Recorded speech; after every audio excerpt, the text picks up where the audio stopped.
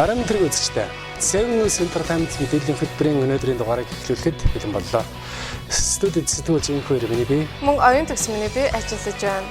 Манай Seven News Entertainment мэдээллийн хөтөлбөрийн эхний болон болох Seven Hub болон сэтгүүлч редактор оюун төгс хөтлийн урд ингээд оюун төгс өнөөдөр үзэгчтэйгээ ямар сонирхолтой сайхан мэдээлэлтэй уулзах гэж байна. Өнөөдрийн Seven Hub болон ингээд мэдээллүүдэд ер нь анзаараад байхад ихэвчлэн хосуудын харилцаа, тэр дундаа гэр бүлийн харилцаа, мөн зарим хосууд маань сүй тавьсан, бүр гэрэлсэн, зарим нэгээс салсан гэх мэтчлэн яг тийм гэр бүлийн хосуудын харилцааны тухай мэдээлэл төлхөө орсон байгаа. Ингээд бүгдээрээ Seven Hub-ийн таймтай танилцъя.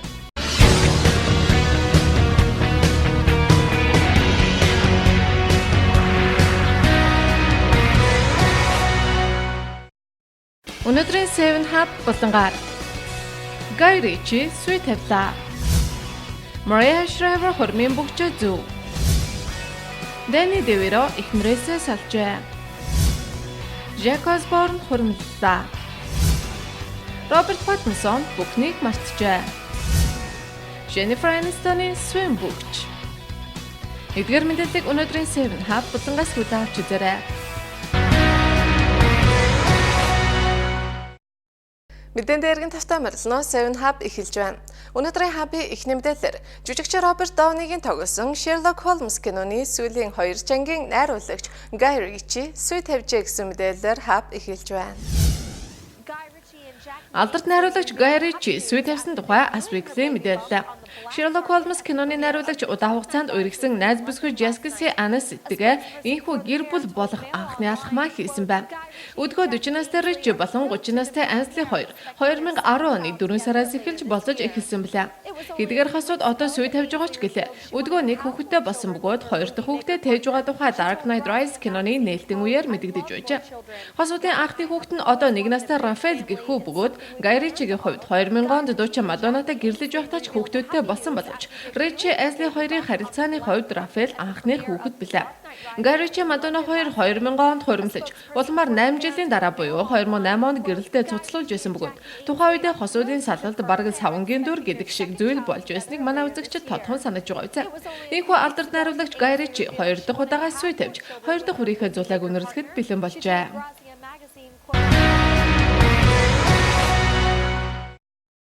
Калифорни амбан захирагч байсан жүжигчин Arnold Schwarzenegger-ийн экс гэргийн Mariah Shriver хормын бүгчээ иргэн зүүжээ гэсэн сонирхолтой папарацци зураг болон мэдээлэлээр Seven Hub болон үргэлжилж байна.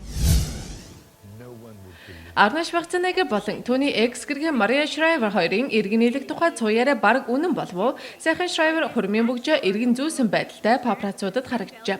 Энэ өдөр тэрээр Brentwood-ийн нэг ресторанаас гарч явахдаа ядам хурандаа бүгж зүүсэн харагдсан бөгөөд энэ тэдний хормын бүгжтэй адилхан харагдсан тухай шар хэвлэлүүд таамаглалаа. Тэрээр энэ өдөр өөрийн охин Кристианатайгаа хамтдаа явсан байна.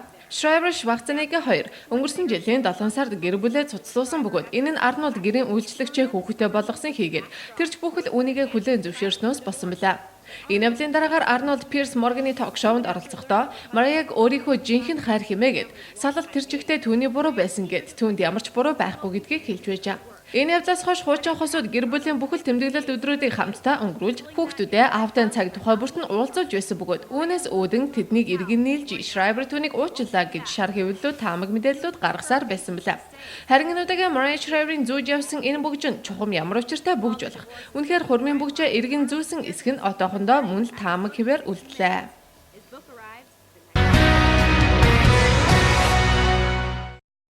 Холливуудын нэр жүжигчин өдгөө 67 настай Danny DeVito эхнэрээсээ салсан гин энэ тухай мэдээллээр Seven Hub болон үргэлжлэх болно. Холливуудын алдартай хосуудын бас нэгэн харамсалтай салалт жүжигчин Danny DeVito болон түүний гэргийн Perlman хоёрын 30 жилийн амьдрал дуусгар болсон явдал байжээ. Хосуудын тун ойронгих Extreme Entertainment Tonight-д өгсөн ярилцлагада өдгөө 67 настай Danny болон 64 настай Perlman хоёр 30 жил хамтдаа амьдрсны дараа энэ шийдвэрийг гаргаж байгаа гэсэн байна. Хосууд 1970 оноос эхэлж хайр дурлалын харилцаатай болж 1982 онд гэрлээд өнөөдрийг хүртэл 3 хүүхэдтэй болсон байна. 1983 онд буюу гэрэлснийхээ дараах нь Дани People сэтгүүлд өгсөн ярилцлагада би илүү их тачаангуй бас хөгжилтэй зүйлсийг хүсэж байна хэмээн хэлж байсан ба. Perlman-тай гэрлэж байгаа амьдралынхаа хамгийн оргил хэсэг гэд өөрийгөө хамгийн азтай тооцож байсан бол одоо тэдний энэ гал халуун хайр дурлал унтарчээ. Хошин шагийн од хосууд юуны учраас хэрхэн салж байгаа нь тодорхойгүй ч гэлээ. Ямар тач 2-7 хоногийн өмнөөс тусдаа амьдрах болсон талаар их сурвалж мэдээллээ.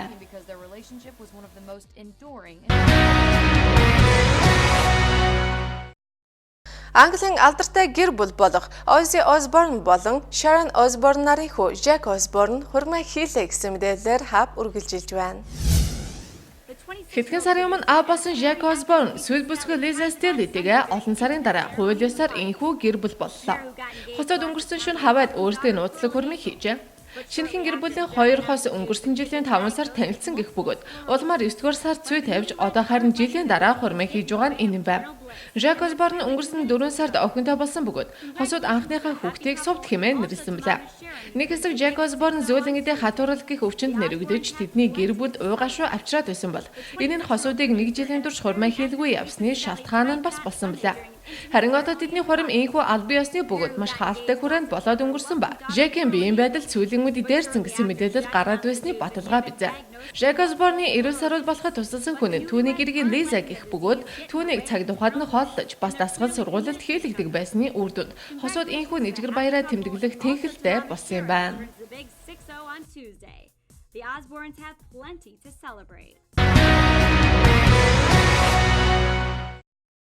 Seven Hub үргэлжилж байна. Үзэгчид тавханд өмнө нь мэдээлж байсанчлан жүжигчин Роберт Паттинсон болон Кристен Стюарт нар хайр дурлалын харилцаагаа дахин эхлүүлсэн тухай таатай мэдээллийг хүргэж байсан млээ. Тэгвэл одоо жүжигчин Роберт Паттинсон өөрийг нь хуурсан Кристен Стюартын алдааг уучлж бүхнийг мартсан бололтой гэсэн мэдээллээр Hub үргэлжилж байна. Роберт Паттинсон, Кристен Стюарт хоёр эргэн нийлсэн нь аль хэдийн тодорхой болсон билээ. Өнгөрсөн 7-р сард Кристен найруулагчтайгаа хайр дурлалын харилцаа үүсгэж Робертыг хуурснаас хойш тэд салж хосууд хинхэн нь хүнд хэцүү цаг мөчүүдийг даван туулсны эцэст одоо бүх зүйл эргээд хэвэндээ оржээ. Хэдийгээр маш том анцаа үүсний эцэст эргэн нийлж бүхний хэвэнд нь оруулах амаргүйч гэлээр Робертын хувьд тун хурдан эдгэрч байгаа гэдгийг тэдний ойрын их сурвалж People ярьсан байв. Хосууд Лос Анжелест хамтдаа амьдарч байсан гэртээ нүүн очиж дахин хамтын амьдралаа эхлүүлсэн бөгөөд одоо хорон мөч бүрийг хамтдаа өнгөрүүлж бараг өмнөхөөсөө ч илүү цоо шинхэн хосууд шиг л болсон тухай их сурвалж нэмж хэллээ. Тунгадахгүй Twilight-ийн сүүлийн анги дэлгэцснээ гарах ойртоод байсан энэ цагт хосуудын тусдаа байсан продюсерийн сэтгэлийг ихэд зовоож өсөн бөгөөд одоо ямар ч тач хосуудчдэр киноны багийнханч тэр энэ хүнд хэцүү цаг мөчүүдийг даван гарч киноныхаа сүүлийн ангийн нээлтэд сэтгэл дүүрэн оролцохдоо итгэлтэй болсныг ийхүү их сурвалж мэдээллээ.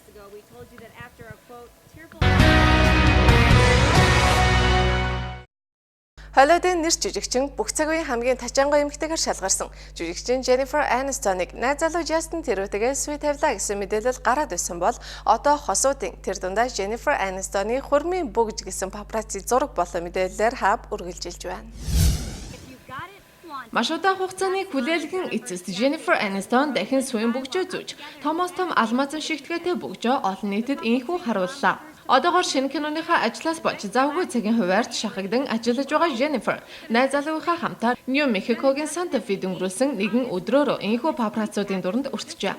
Өдгөө 41 настай Jennifer-ийн төрсөн өдрийн баяр өнгөрсөн 8 сар тохиож энэ үеэр түүний найз залуу түүнд гэрлэх санал тавьсан тухай бид мэдээлж байсан бол тэр цагаас хойш эдгээр хосууд хэвлэлийнхнээс нуугдж байсан млээ.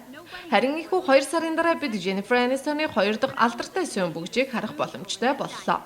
Өмнө нь жүжигчин Brad Pitt-тэй гэрлэж жүжигчин Angelina Jolie-д болоолгож байснаас хойш бүх цаг үеийн хамгийн азгүй эмэгтэйгээр тооцогдож байсан тэрээр одоо энэхүү бүхнийг умартан 2 дахь аз жаргалтай амьдралаа зохиоход аль хэдийн бэлэн болж найз залуутайгаа ажлынхаа хажуугаар зугаацж яваа зургийг энэхүү папараццууд дарж чаджээ.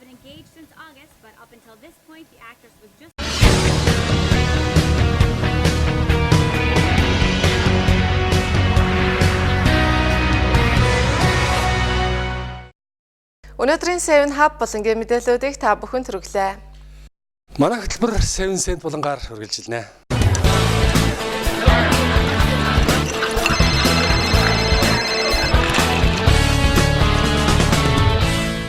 Манай өнөөдрийн 7 cent булангаар та бүхэн Альберт Эйнштейний захидлын гар бичмэл 3 сая долларын үнэтэй. Октоберфест их наадам өндөрлөө. Япончууд Шотландын урлагт дуртай. Эдгээр болон бусад мэдээллийг манай Сент булангаас хүлээн авч сонирхоорой. Мэдэн дээргэн тавтан марилно. Манай 7 Cent булан эхэлж байна. Манай 7 Cent булангаар та бүхэнд бизнес дилийн эргэн тойронд болж буй сонирхолтой үйл явдлын тухай мэдээллийг та бүхэндээ хүргэхийг хичээдэг. Суу билэгт Альберт Эйнштейний бурхны тухай бодол загтал 3 сая долларын үн хөрсөн тухай мэдээллээр манай булан эхэлж байна. Альберт Эйнштейн бол хүн төрөлхтний агвах суу билэгтний нэг бөгөөд түүний алдар нэр суу билэгтгсэн хүүхдэд урдаг нэгэн билээ. Түүний шашны тухай үзэл бодолч одоо их маргааны алин болсоор түүний 1954 оны 1 сарын 3-нд бичсэн алдарт бурхны тухай бодол загтлаа Германы философч Эрик Гудманд хэглэсэн бөгөөд одоо энэ загтлын гар бичмэл 3 сая долларын үн хөрч олонний гарлыг татлаа. Тэрээр энэ загтлаа Хорвогийн мөнх усыг 1955 онд үзэхийн 1 жилийн өмнө бичсэн бөгөөд аль шашныг шүтгэж биш болохоо бодолсон билээ. Тэрээр энэ загталтаа бурхан гэдэг ойлголт бол сул дорой хүмүүсийн үзэл бодлын бүтээл бөгөөд Библич олон төгсөн бүдүүлгдөө үлгэр домгийн төвөр зохиол гэж би боддог. Энэ үзэл бодлыг минь ямар ч гоёмсог тайлбар, үзүүлбэр өөрчилж чадахгүй гэжээ. Мөн тэрээр энэ загталтаа хэдийгээр би өөрөө еврей үндэстэнч. Еврейн евдизмын шашин бол бусад шашны адил хамгийн инээдтэй мухар сусгийн илрэл. Еврей нарч бурхны сонгосон ард түмэн биш. Еврей үндэстэн ч бүгдийн адил. Бусдаас илүүрхэд дээрдэд байх үндэстэн биш гэж бичжээ.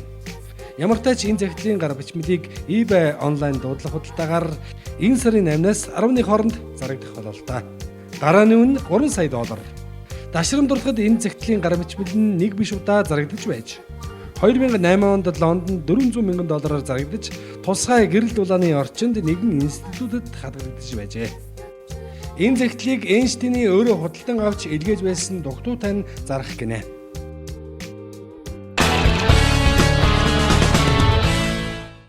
7 Cent буланг сонгон үзэж байгаа үзэгчдэд баярлалаа. Дэлхийд алдартай шар аригны их наадам Октоберфест Германд өндөрлөж дөнгөө гаргав. Энэ мэдээлэлээр манай булан үргэлжилж байна. Жилбэр Германы Мюнхенд болдог шар аригны их наадам Октоберфест өнгөрсөн 7 өдөр өндөрлжээ. Энэ их наадам 179 жил дараалан болж байгаа эртний наадам юм. Их наадмын эр урдын адил жуулчиж очиж дуулж бүжигдэн найрлаж өнгөрлөө. 2-7 хоног үргэлжилсэн энэ их наадамд 6 сая хүн оролцсон 6 сая 900 мянган литр шар ариг ууж 116 үхрийн мах зооглолоо хэмээн зохион байгуулагчид нь мэдээлж байна. Манайх энэ жил зөгчд ихтэй байлаа. 6 сая 400 мянган жуулчин манай барааг эргэлтэнд оруулахад сайнаар нөлөөлж бид ч урамтай байлаа. Цаг агаарч сайхан байсанд бид баярлаж байна. Онцгой ноцтой зүйлч болсонгүй цагдаа аврагчид их наадмыг ердийн ажлын дэг журамтай байлаа гэж үнэллээ. Гэхдээ цагдаа нар урдын адил ажилтай байлаа. Бие гэмтээсэн тохиолдлууд гарсан нь бидний ажлын гол чиглэл байлаа. Зарим нэг хүн певтайгаараа хин нэгний толгой руу зохиох тохиолдол гарсан. Ийм том аяг 1 кг 500 г-ийн жинтэй тул зориулалтаар нь хэрэглэвэс сохино. Харин сувнир болгон худалдан авахд 8 еврогаар авах юм аа. Энэ их наадмын үеэр гээсэн эзүүсийг олж эзэнд нь хүргэх үйлчилгээ их байсанг нь олон ч төрүүлж гаргацсан цаг гоёлын зүйлд алдагдсан бололтой. Зохион байгуулагчдын дүгнэлтээр энэ их наадам нь зочид гололсон байсан харин хоол баг зарагдсан гинэ. Ингээд их наадмын төгсгөл болж байгааг зарлан буууулж дохио өглөө. Дараа жилийн их наадам хүртэл баяртай.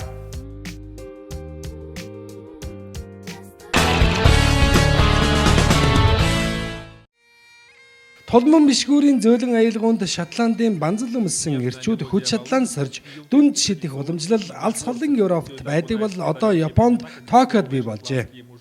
Япончуудад Шотландын энэхүү эртний уламжлал ихэд таалагдсан бололтой одоо бүр 30 дахь удаага энэ Scottish Highland Games тэмцээнийг Японд явуулж байна. Япончууд бусдын соёл түүхийг ихэд сонирхдаг бололтой. Энэ тэмцээнийг ихэд сонирхдаг. Тэгээд ч манай хоёр орны харилцаа үргэлж сайн байдаг. Энэ Scottish Highland Games тэмцээний төрөлд дүнз лантуу чулуу шидэх бөгөөд Мөн өндөр саадыг дагуулan чулуу шидэх төрлүүд багтана. Мэдээж тэмцээнд орохын тулд өмнө нь зохих дадал туршлагыг олж авах хэрэгтэй нь ойлгомжтой. Харин энэ тэмцээний нэг чухал хэсэг бол тулант бишгүүрийн тоглолт, Шотланд бүжгийн тэмцээн гин. Харин тулантай бишгүүрийн тоглолтоор нь одоо японочууд бүр шотландуудыг давх болсон гинэ. Би нэгэн комиссийн дэлгүүрээс хуучин тулант бишгүүр худалдан авснаар л энэ хөгжмийг сонирхон тоглох болсон. Одоо бүр хамтлаг тоглодог. Хэдийгээр бороотой байсан ч зохион байгуулагчдын ярьж байгаагаар энэ тэмцээнд 1500 гаруй хүн оролцож Кельт хэмээхийн Шотланд хувцсыг өмссөн гинэ.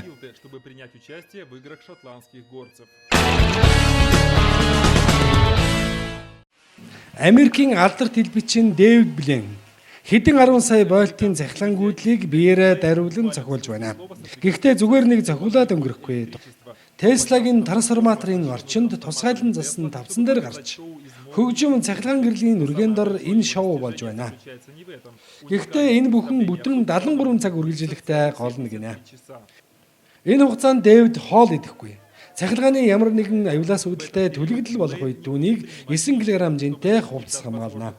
Tesla-гийн энэ трансформаторын хүчтэл хэдэн саяар тоологдох гинэ.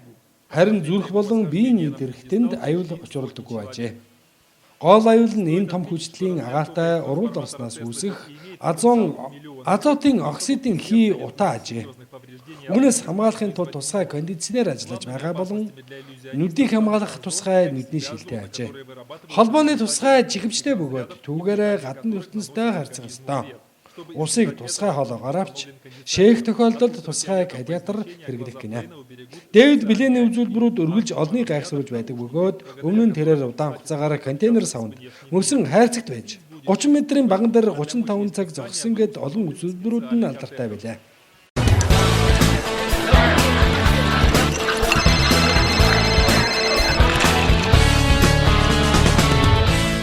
Бидний бэлтгэсэн 7 cent болон хүлээж авч үзсэн үзэгчдэд баярлалаа. Үргэлжлүүлэн хэсэг хугацааны зар сурталчилгааны дараагаар эргэж уулзъя.